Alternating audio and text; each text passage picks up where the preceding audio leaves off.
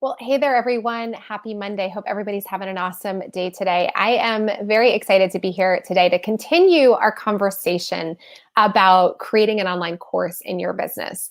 And today, what we're really going to do is we're going to talk about the what ifs. So, this is the day where we get everything on the table, all of those fears, those concerns, those worries, those doubts. We're putting that all out there today. And we're going to go through each one and really talk about, well, what happens if this doesn't work? Or what happens if, if I can't come up with the perfect topic? We're going to talk about all of that. And I wanted to share this with you today because when I was going through my own online course creation process or journey, if you will, I had a lot of these what ifs. So these come from my experience. They come from things that I've heard you all talk about that I know you're worried about. And truly, I know how this can feel like a pretty scary process. And so I wanted to just kind of walk through these with you so that you can start to get a sense for the fact that some of those fears, those concerns, those doubts, it's not that they're not real or legitimate, but that there are really good ways that you can overcome them. And that I believe in you that you can do this. So I'm really excited to walk you through these today. So I'm going to go ahead and share my screen just because I thought this would be a little bit easier to show these to you. So bear with me one second. Let's go. There we go. Perfect. Okay. So we're talking about the what ifs today. The what if I fail, the what if it doesn't work, all of the what ifs. So let's go ahead and dive right in. So the first question that a lot of people will ask is, okay, well, what if I end up picking a course topic that sucks? Pretty scary, right? Well, here's oh, you know what? There we go. I almost went to the next slide. Here's the easiest trick, and it's not even a trick, but the easiest way to ensure that your course topic doesn't suck is to actually do your research ahead of time. This is a really critical piece of the online course creation business. And to be completely honest, it's the step in the journey that I see so many people skip over. And then I'm sadly not surprised when they go and they launch their course and it's not a huge success. And it's usually because they've missed that first important step of actually doing the research. So one of the things I love about Amy Porterfield's Digital Course Academy is that she has an entire module on really doing this research and understanding what kind of questions you should be asking people and who you should be reaching out to. She talks about this idea of your ICA calls, so your ideal client avatar calls, getting on the phone with people who are the ideal people that you want in your world, that you want purchasing your course, and really understanding their pain points, what they're struggling with, how they're talking about their challenges so that you can support them and create something that's really going to work for them. So the biggest piece of advice I have for you if you're worried about your topic sucking is to really just do that research. Again, I also want to remind you that creating a successful online course is really about hitting sort of four check marks. The first is that you are creating something that solves a problem that people actually have. So it's a problem they actually have. The second is that it's a problem they know they have. Now, this isn't always a requirement. You certainly could create something that solves a problem that people don't know they have. But the trick then is that that first step really has to be helping them understand that they even have the problem. So it's a lot easier to help someone solve a problem that they're aware that they have. The third piece of it is it's a problem that they actually want solved. Not every problem in my life is something that I really care all that much about solving, right? And then the fourth piece, and this is the absolute key here, is that it's a problem that they are willing to pay to solve. Again, I have some problems in my life. It doesn't mean I'm going to go pay someone to solve those problems necessarily. So when you're doing this research, really thinking about, is it solving a problem that people actually have, that they know they have, that they want solved, and that they're willing to pay to solve? And as long as you're hitting those four things, you're really setting yourself up for success when you choose the topic for your course. But the other thing I would say is, and I guess I can't stress this aspect of it enough, talking to people who are your ideal customers or your ideal students, once you start doing that process, it becomes so obvious what they want and so clear what you should do your course on. Like, I honestly don't think that I've talked to a single person who has said, I've gone through this process where I've talked to my ideal clients and I still have no clue what to create a course on. I honestly can't think of a single person, because when you have those conversations, it becomes really apparent very quickly what they're struggling with and how what you do can probably help them with that struggle. So that is my recommendation to you. Okay, so let's go to our next. Oh, I forgot I did have a slide for it. I do always do these like the week before, and I forget what I have. So the answer to what if my course topic sucks is it's not going to suck, because by doing the necessary research prior to finalizing your topic, you're ensuring that you are creating a course that solves problems people actually have and that they are actually willing to pay for. Okay, so the second what if in online course creation is what if no one buys? And I think this is probably the biggest one, right? This is the one that everybody says, I'm going to create this and then nobody's going to buy it and I'm going to be a failure.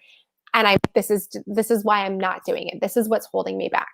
So the thing that I always say about this is there is a process in online course creation, certainly, but also really just in anything you create in your business. And it starts with researching, which we just talked about, designing or creating, testing and adjusting. So research, design, test, adjust. And it's a process that just keeps going and going and going, right? So when you create something in your business, you've done the research, then you create it, then you're putting it out there. By putting it out there into the world, that's your testing. I mean, you want to make sure you're capturing the data, but you're testing it, right? And then you're going to take all of that data and all of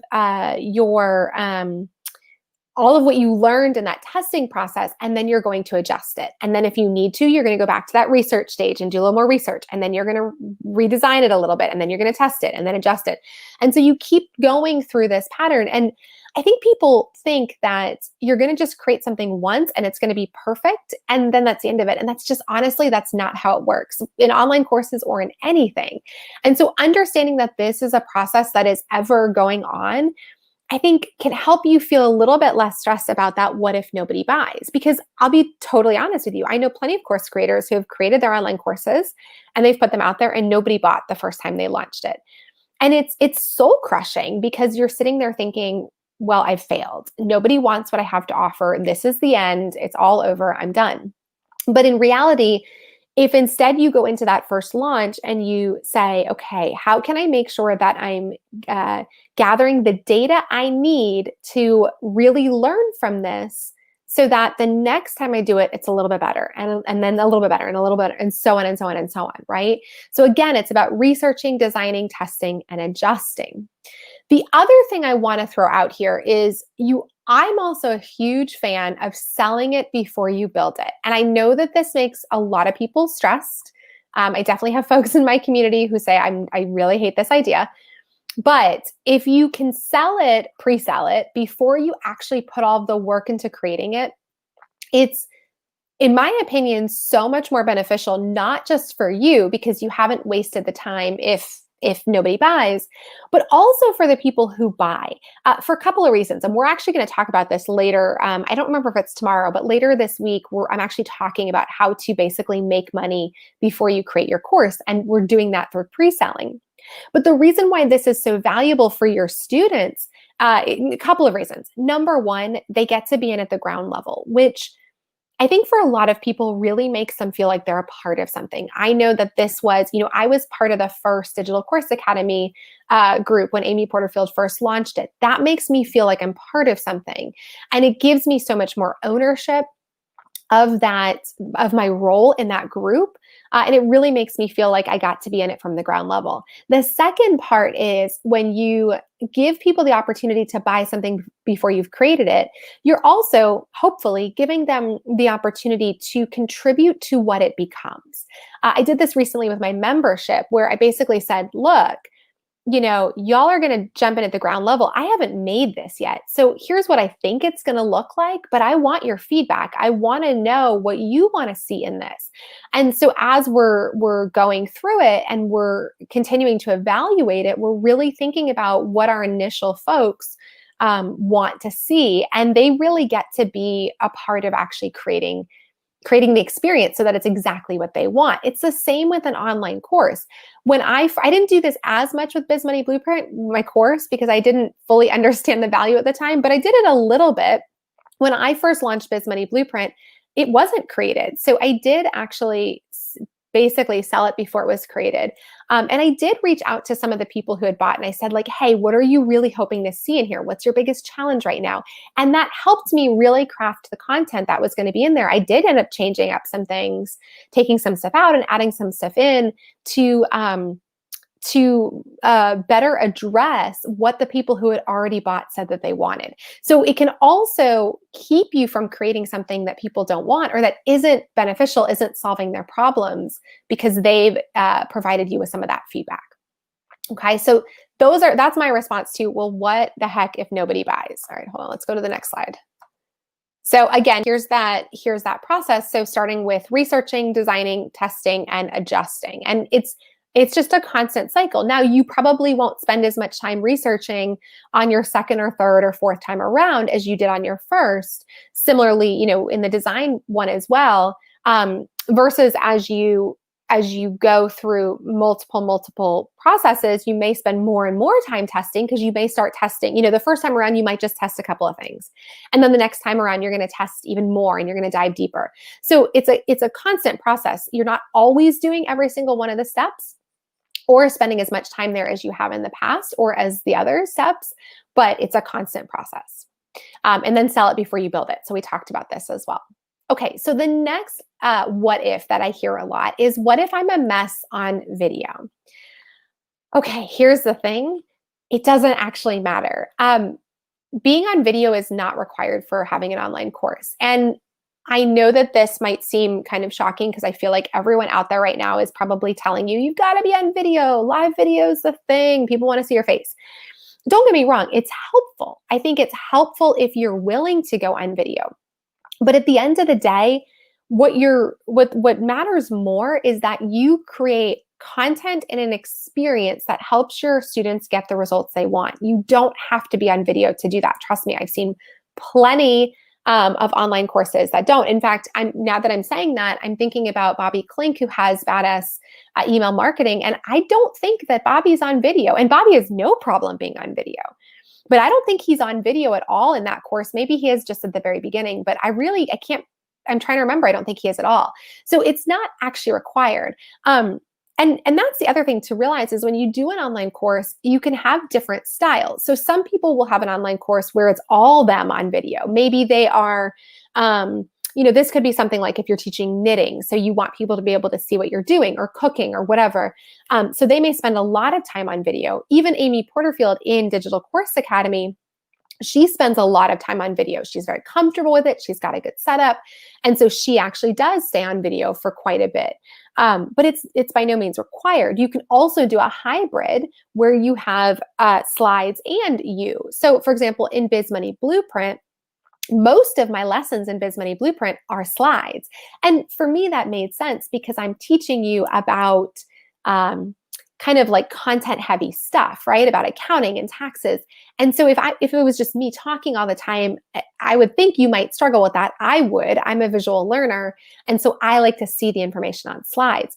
But I do pop in every once in a while. So at the very beginning of the course, I pop in live on video. And then again, at the very end, I pop in live on video. And then there's a few bonuses and other things throughout where I pop in as well. So you do get to see my face. You know who you're learning from, but you're not seeing my face throughout most of the course. So that's an option for you as well.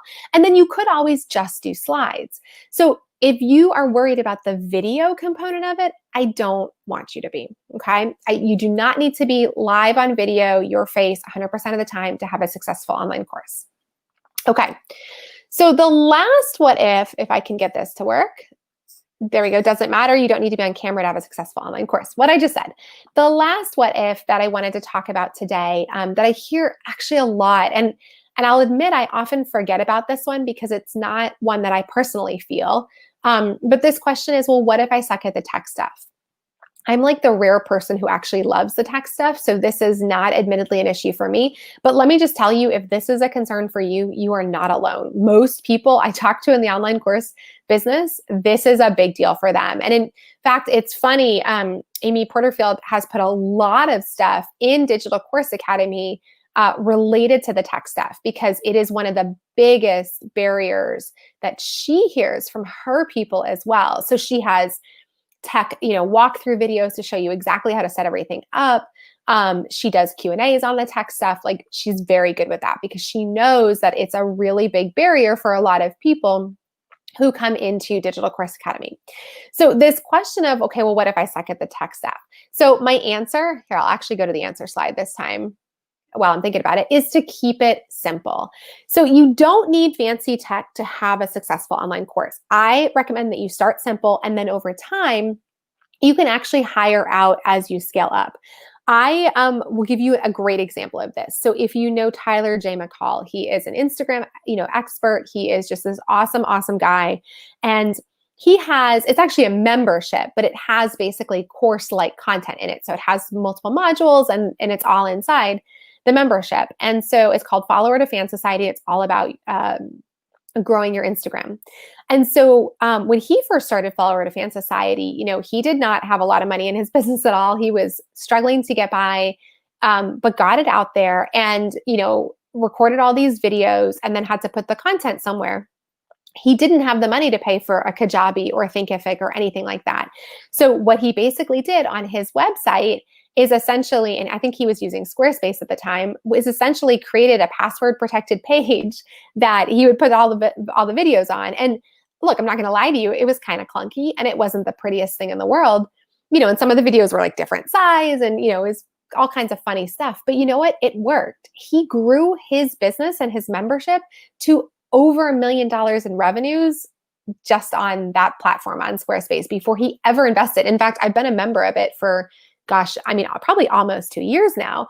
And literally, it's only just recently, like the last couple of months, that he's finally switched it over to Kajabi. And let me just tell you, it's been really nice. No question. Kajabi's got all the bells and whistles and it's super fancy. But I was on it for 2 years and very happy with it and got done what I needed to get done. And he scaled his business on it by keeping the tech stuff very, very, very simple. So you don't need to go overboard here. The other thing that people get stressed out about is, like, if I'm going to do a webinar to sell my course, or I'm going to have emails, there can be a little bit of tech stuff in there, but you also don't have to overcomplicate it. So I do webinars in my business to sell my online course.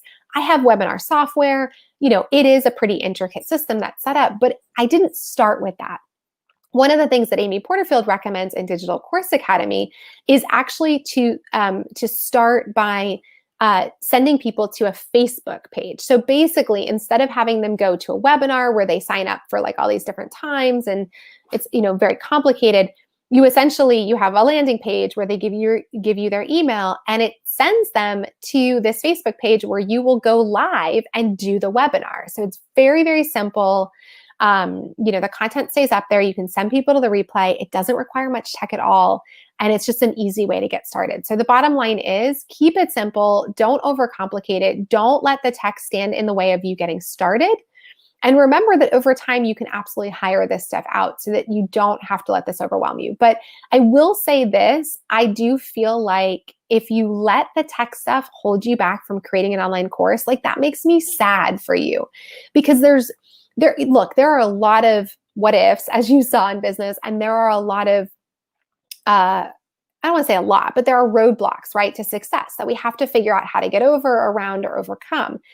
The tech stuff is certainly one of them if you're not comfortable with that stuff, but it's also one that's so easily solvable because there are right answers, right? Like, how do I set this up on Kajabi? You do this. How do I, set this up in my email service provider? You do this. Like, there is a right answer. There is an exact answer that someone can write out for you.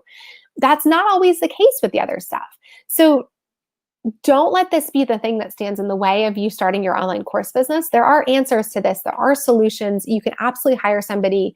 The resources are there. Like I said, Amy Porterfield has them in her Digital Course Academy. She's got so many tech guides and and video walkthroughs, that alone makes Digital Course Academy worth it. And I actually truly mean that, because when I first set up my course for the very, very first time, even though I'm very good with tech, there are some pieces that you've got to figure out how they all talk to each other. And it's a lot to think through, especially if you're not comfortable with tech. So to be able to just go into the tech library in Digital Course Academy and watch these videos in order, like 1, 2, 3, 4, boom, boom, boom, boom, and literally have it walk me through how to set everything up. I mean, honestly, it was priceless.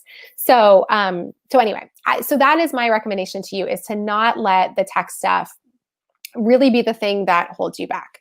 All right, so we're going to wrap it up here. Let's go back to the very beginning. There we go. We talked about our what ifs today. We talked about what if your topic sucks. We talked about what if nobody buys. We talked about what if you're not comfortable in video. We talked about what if you are not good at the tech stuff. And my answer to all of those is it doesn't matter. You can absolutely still do this. You can have a successful online course business. There are ways around all of this stuff. So I'm going to leave it there. I know there have been a bunch of folks watching live. Feel free to put some questions in the comments if you've got any questions before I wrap it up. But I do also want to remind you that this is the last week to jump into Amy Porterfield's Digital Course Academy. So if you've been thinking about creating an online course, you're going to want to pay attention to this. Head on over to megkwheeler.com/DCA. That's where you can check out my incredible suite of bonuses that I'm offering for you if you join Digital Course Academy through me. It's going to give you everything you need to really set up and manage the money stuff in your business, plus a ton of one-on-one guidance and support from me, because I know when you're going through creating something like an online course, you want someone there to hold your hand sometimes. I totally get that. And I am willing to be there for you. I'm not just willing, I'm excited to be there for you. So again, head on over to megkwheeler.com/DCA to check it all out. And don't forget, doors do close on Thursday, but there is also a bonus that is expiring today. It is really actually an incredible bonus. If you're familiar with Jasmine Star, who is another fabulous Instagram but social media guru, she has actually put together an entire package of really sort of pre-prepared social media templates for you, so that you can use those when you go ahead and launch your online course. So if you struggle with social media like I do, don't worry, Jasmine has everything for you. And when you join Digital Course Academy by tonight, not only will you get all of Amy's bonuses, you'll get all of my bonuses, but you'll also get that bonus by Jasmine Star. So again, head on over to megkwheeler.com/DCA to check it out. And I will see you all back here tomorrow. Bye.